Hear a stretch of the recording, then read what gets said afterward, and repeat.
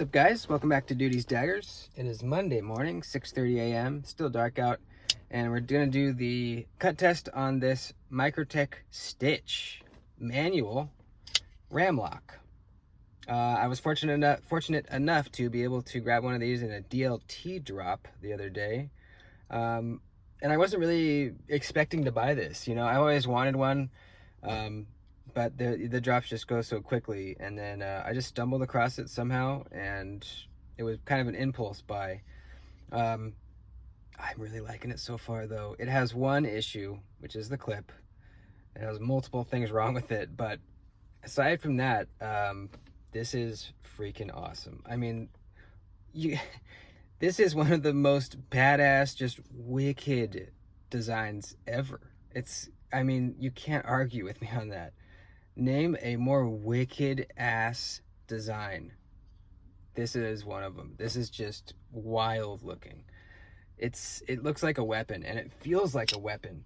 It's heavy, even though it's G10. I can't imagine the aluminum one must be heavier. This is full thickness G10. There is no milling on the inside, so there is no chance you're getting any flex. It's very solid feeling. The fluted G10 feels real nice in my hand, super nice. The ram lock tabs have the same texture that are on the OTF switches. Nice and grippy, feels great. Unbelievably roomy choke up spot, and they have this milled jimping on the inside of that choil, which is so nice. The blade is in M390 MK, which is basically M390, just a little tweak on it. 14 thousandths behind the edge back here, and then up toward the tip it gets up to like 16 thousandths, which is surprisingly thin for this knife. I thought it would be thicker, so that's excellent.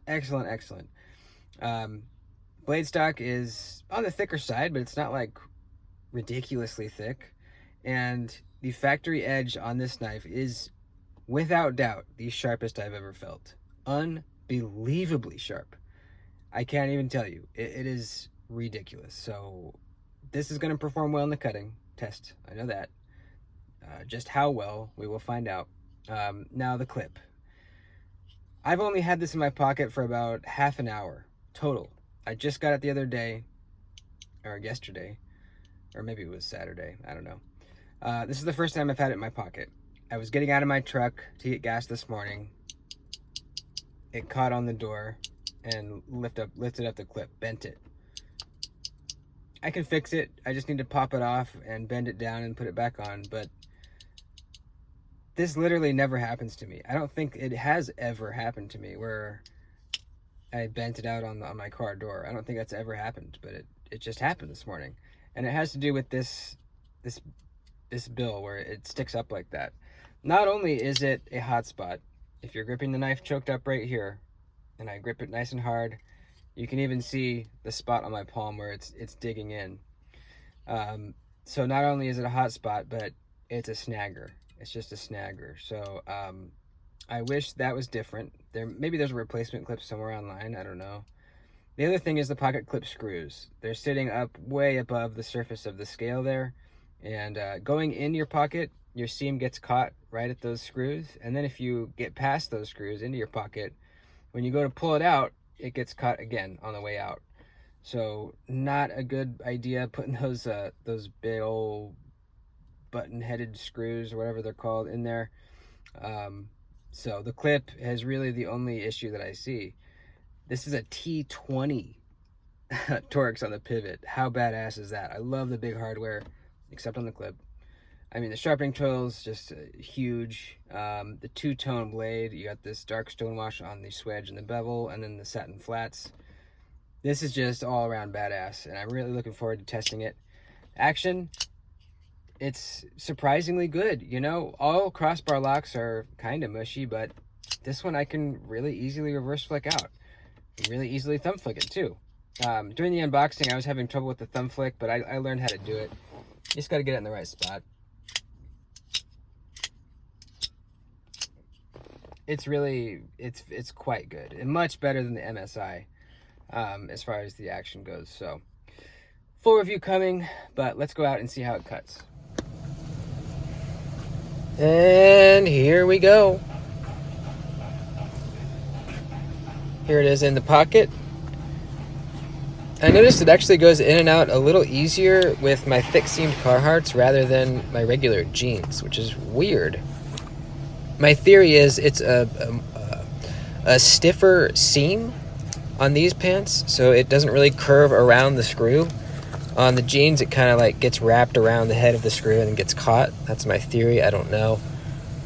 Either way, it's not a great clip with the screws there, as I already talked about. Look at that crazy factory edge, man. Unbelievable.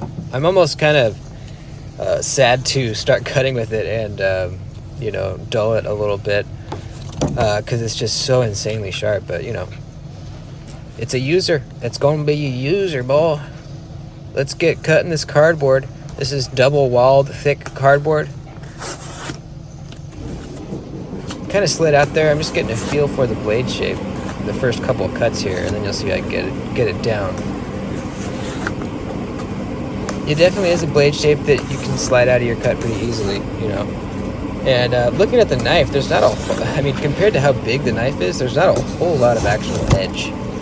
So, you know, just got to make sure to keep the cardboard right in that area. Once I got that down, it's slicing pretty well. It feels thick. You know, I will say that. It feels thick passing through the cardboard. But definitely not as bad as some other knives I've tested, that's for sure. It's definitely getting the job done. I mean, this is thick cardboard, too. Keep in mind. If this was just regular cardboard, you might not even notice that it was kind of thicker geometry than something else. But I could definitely notice it on that thick stuff. But still, I mean, it took care of it. Utility cutting. This I'm not really sure about yet, if it's going to be good for this or not. It seems like it will be. You know, the tip's very accessible. There's slight belly that you can rock back on. So this should be good for like food prep style chopping as well as draw cuts. Let's find out. Oh, wow.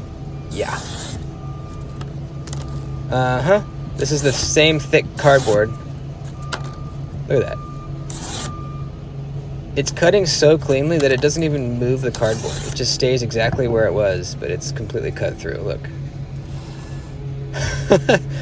At first I was like, wait, did it not get all the way through?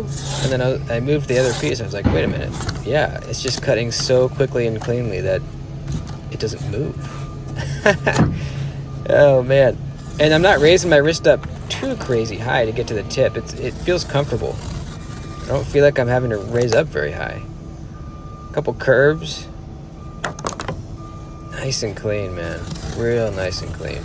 And honestly, the pinch grip feels pretty good too. I wasn't sure about how that would be with the, you know, with the large finger choke off spot and all that, but it feels good, man. It feels good in the pinch grip. Surprising. That one surprised me a little bit. All right, we're losing some stickiness, some bitiness to the edge. I want to see where we're at really quick. Yeah, I mean, even once this edge gets a little dull, it's still going to be sharper than most knives you get from factory. All right, let's cut some leather. This rolled up glove here. And I can already tell it's going to be just insanely... there's going to be destruction. Look. Holy shit. Start with the tip, rolling back, not sawing at all, just barely even pushing down. Look at that. Unbelievable. Like it's a stick of butter. Jeez. Jeez Louise, man. That was fun.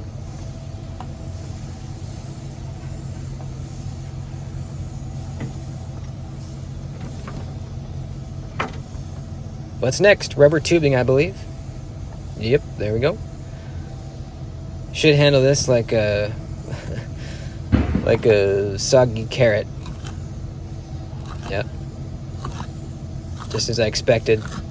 You know, this blade shape's really good for this kind of cutting. You know, with that little bit of belly and the low tip, we have that rocking capability. Like I mentioned, putting the tip down, rocking backward onto, you know, rocking back and using the rest of the edge. It's just perfect. Same with this rope. Starting with the tip, rocking back. Just, yeah, like it's a string bean.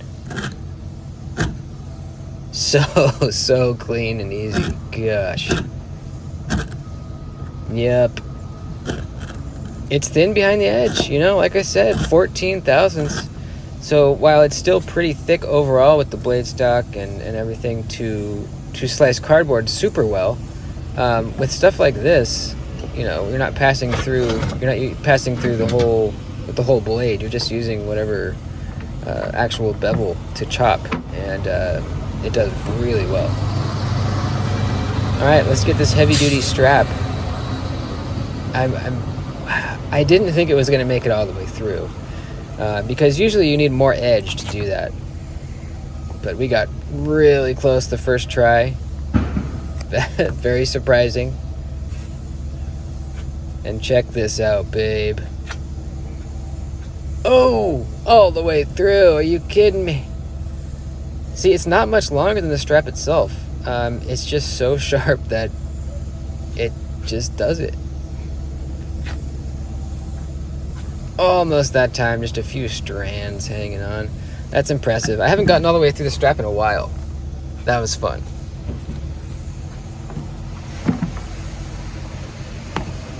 You know, I'm not noticing the hot spot on the clip super bad. I definitely feel it, and it is poking my palm. But it's not awful. It's annoying. It's not awful. Our edge is still looking real nice. I mean, it's definitely not as bitey and sticky as it was before. I can't go quite as slow, you know, to get a clean cut. But it's still biting, and let's see what a quick strop does. I didn't expect this to have like insane edge retention. M390 doesn't have amazing edge retention. Its highest property is stainlessness. That's what it's best at. And then edge retention after that, and then toughness last. But for M390, this is great. I'm perfectly fine with that. After all the testing, to be still cutting paper is good in my book. How are you doing after the strop? Real nice. It stopped back for sure. I don't, you know, it's definitely not as sticky sharp as it was right from factory, but as you can see, we can do some turns in the paper, and it is very, very sharp. Still sharper than most factory edges even right now. So there you go. Overall, I think it did really well. You know, a little thick to push through double thickness cardboard, but it can do it. Regular cardboard, you wouldn't even probably notice it dragging at all. Ergos are really good, except for that clip poking you a little bit. Action, pretty darn good for a crossbar lock. Very smooth on the drop.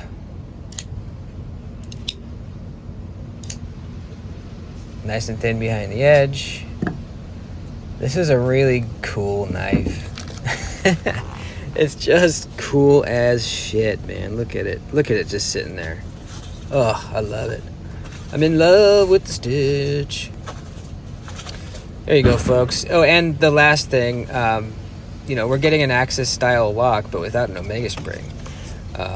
You know, that's awesome. To have a coil spring instead of an Omega spring is sweet. It's not going to just randomly break on you for no reason. So that's great too. Yeah, that's it. Let me know what you guys think in the comments. And that's it. Please like the video before you head out. That would help me. I'll see you later. Adios.